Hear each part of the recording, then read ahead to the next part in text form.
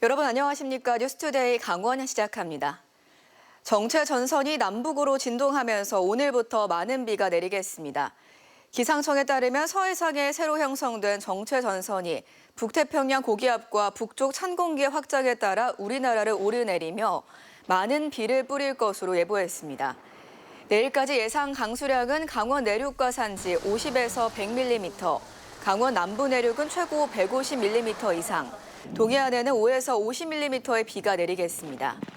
또 10일 정체 전선이 북쪽으로 넘어가며 비를 뿌릴 것으로 예상돼 10일까지 강수량은 더 많아질 것으로 보입니다. 정체 전선이 북한 쪽으로 넘어가는 11일에는 북태평양 고기압이 한반도를 덮으며 매우 무덥겠습니다. 인구 소멸 위기를 막기 위해 지역 주민에게 매달 일정 금액을 주는 농어촌 기본소득에 지자체마다 사활을 걸고 있습니다. 화천군이 강원도에선 정선군에 이어 두 번째로 선정돼 올해 지급이 시작되는데요. 함께 공모에 나섰지만 고배를 마신 지역마다 재도전에 속속 나서고 있습니다. 김세정 기자의 보도입니다.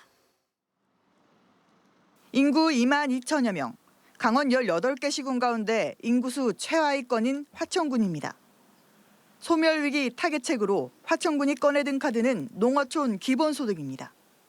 최근 정부 시범사업에 선정되면서 당장 오는 8월부터 내년까지 화천 군민들은 매월 15만 원 상당의 지역사랑 상품권을 받게 됐습니다. 화천군은 이 돈이 지역 상권에서 소비되며 경제가 살아나는 선순환 효과에 기대를 걸고 있습니다.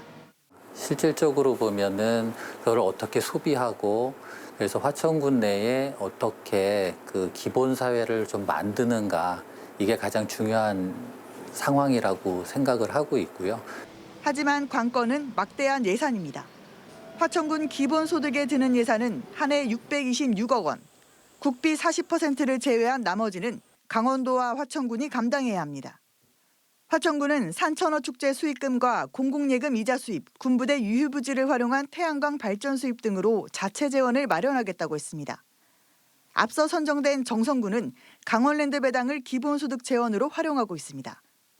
이번 공모에서 탈락한 지자체들도 재원 마련 등을 위한 조례 제정에 나서는 등 잇따라 재도전을 준비하고 있습니다. 또 그 공모에 또 응할 계획을 가지고 있습니다. 많은 예산이 드니만큼 재원의 분배라든가 또 재원의 확보에 대해서 우리가 보다 철저하게 잘 준비를 해야 될 것 같습니다. 농어촌 기본소득이 인구 감소를 막아낼 구원투수가 될지, 재정 부담만 키우는 실패한 정책에 그칠지 지자체들의 도전이 시험대에 올랐습니다. MBC 뉴스 김세정입니다.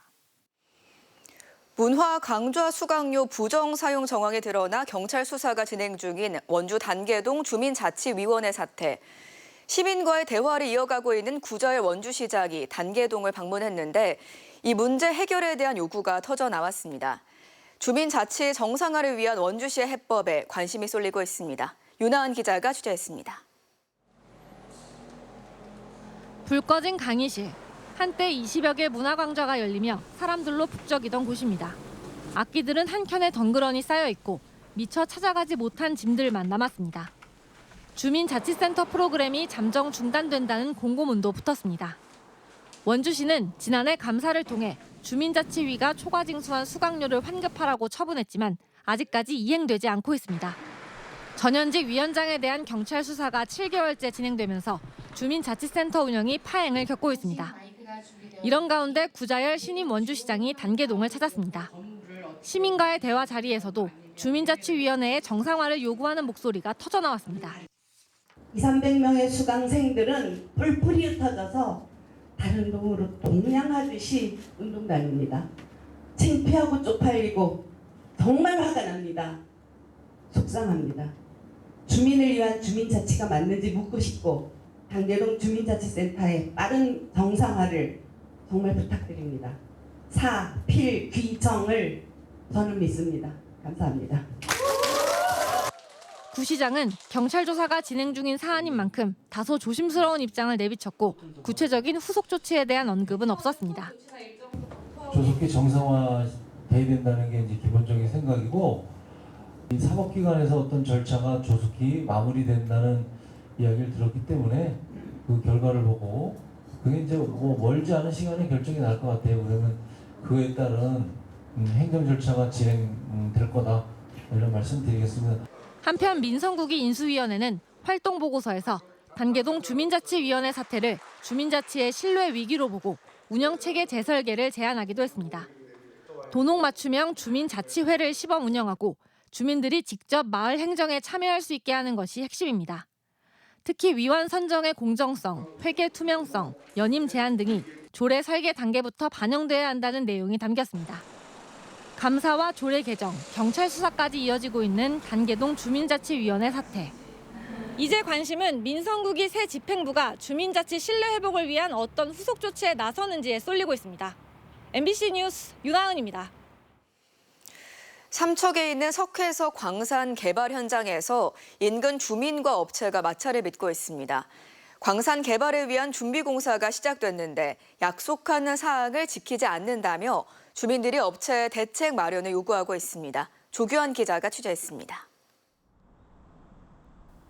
삼척시 도계읍 바리리 마을 입구에서 주민 10여 명이 천막 농성을 벌이고 있습니다. 마을 안쪽에 석회석 광산이 개발될 예정인데 30가구 가까운 주민이 피해 대책을 요구하고 나선 겁니다. 몇 달 전부터 진입로 공사가 시작됐는데 주민은 통행 불편과 분진 등으로 힘들다며 불만입니다. 앞으로 광산 개발에 따른 소음과 진동, 분진 피해 등을 어떻게 참냐며 반문합니다. 특히 공사에 앞서 주민과 약속한 안전대책과 생활용소 확보 방안 등이 제대로 지켜지지 않았다고 주장합니다. 여기에다 주민에게 자세한 설명 없이 광산 개발에 필요한 땅만 사들여 사업을 추진한 게 아니냐며 비판합니다. 광산 개발하는 건 좋은데 주민의 안전 우선적으로 그걸 보장해주고 어떤 확실한 대책이 있는지 설명도 제대로 안 하고 개발부터 먼저 들어왔단 말이에요. 환경단체도 광산 개발을 전면 재검토하라며 거들고 나섰습니다.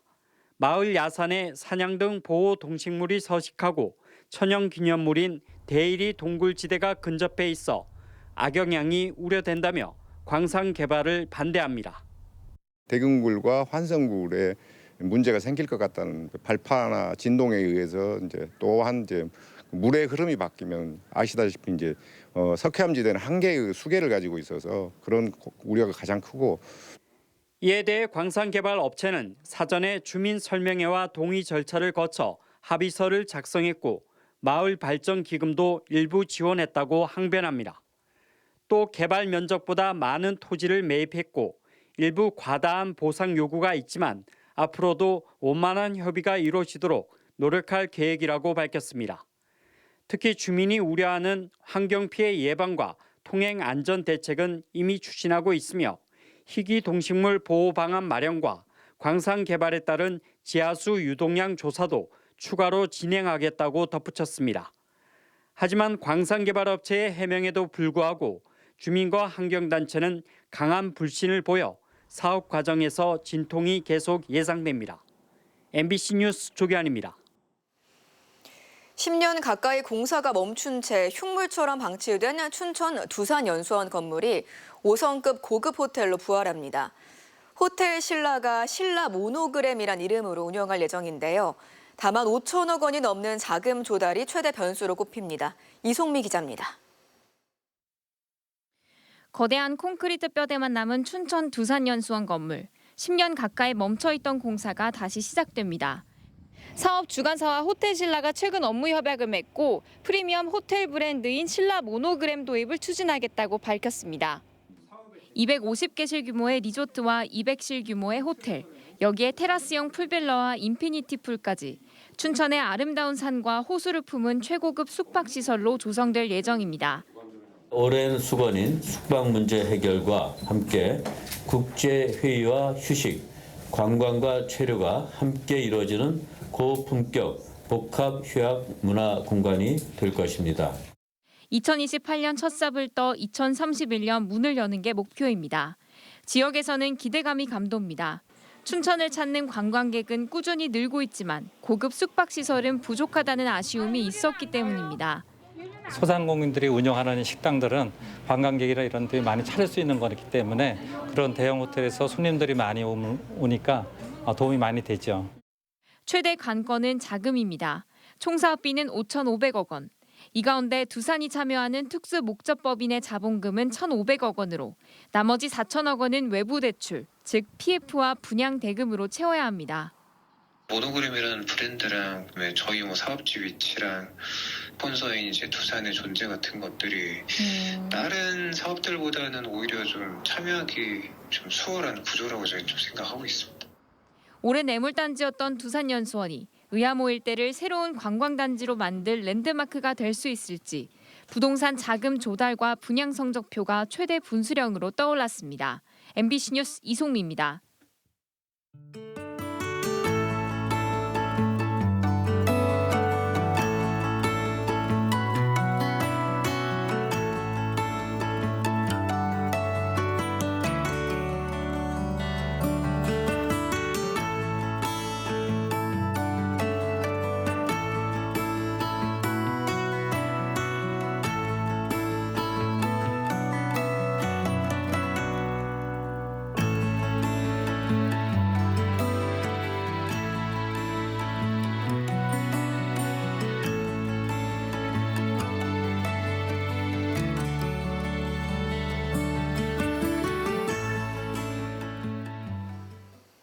전국 교직원 노동조합 강원지부가 교원 959명을 대상으로 한 학생 혐오 표현 실태 조사에서 응답자의 80.8%가 온라인 커뮤니티발 혐오 언어와 정치적 밈, 전현직 정치인 조롱 표현을 한 학생을 학교에서 접한 경험이 있다고 답했습니다. 또 이러한 학생을 지도한 교사 가운데 66.4%는 지도가 어렵다고 응답했습니다. 가장 시급한 과제는 정치적 중립성 시비와 학부모 민원으로부터 교사를 보호할 법적, 제도적 안전망 구축이라고 답했습니다. 유네스코 문학창의도시인 원주시가 인도네시아 공화국 언어개발육성청과 협약을 맺고 국제문학 교류 확대에 나서기로 했습니다. 두 기관은 매년 작가 1명을 각각 선발해 상대 도시의 문학 레지던시에 파견하고 체류를 지원합니다. 또 창작 활동과 공개 토론, 문학 네트워킹에 협조하고 작가뿐 아니라 문학단체, 출판사 간 교류 등 다양한 협력 사업을 추진할 계획입니다. 원주시는 앞으로도 다양한 국제문화기관과의 협력을 확대해 유네스코 문학창의도시 원주의 국제 경쟁력을 높여나갈 계획입니다.